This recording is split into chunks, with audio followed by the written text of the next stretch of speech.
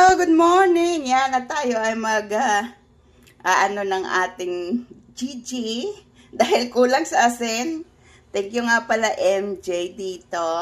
Atin pong isasalang uli para po lumambot pati ang buto niya. Low fire lang, tapos nilagyan natin ng green olive, saka mga ginger powder,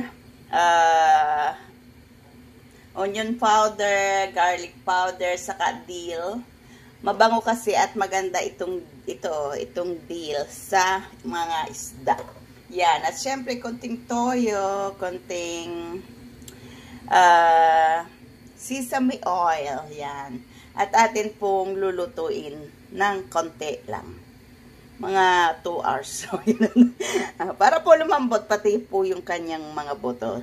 Salamat for watching. Bye-bye. I cannot wait.